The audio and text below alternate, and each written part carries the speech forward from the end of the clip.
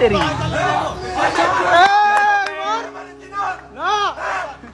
প্রিয় বন্ধুরা, যে ডায়লগটি দিয়ে ভাইরাল হয়েছিলেন মিস চকলেট আপু, সেই ডায়লগটি হচ্ছে আমি সিঙ্গেল। এই ডায়লগ দিয়ে সে টিকটকে এবং ফেসবুকে খুবই ভাইরাল হয়েছে। আমি সিঙ্গেল সেই মিস চকলেট আপু গতকালকে কট খেয়ে ফেলেছে।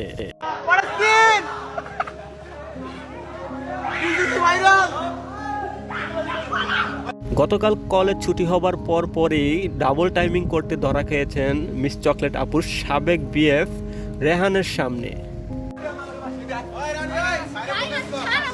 বাংলাদেশের মানবতা কোথায়, সম্মান কোথায়, এগুলা কি হচ্ছে রে ভাই? বাংলাদেশে একের পর এক এই ঘটনাগুলো ঘটেই যাচ্ছে। আর আজকের এই ঘটনার মূল দায়ী হচ্ছে মিস চকলেটের আম্মু।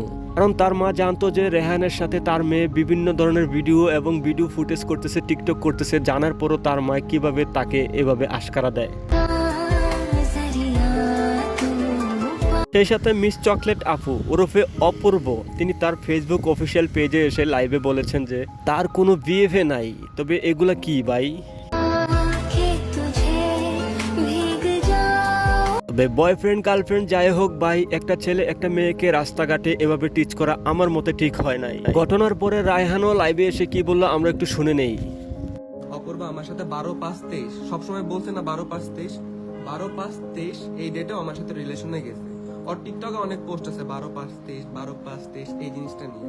দেন ও ওদিনকে লাইভেও বলছিল 12-5-23 এই দিন।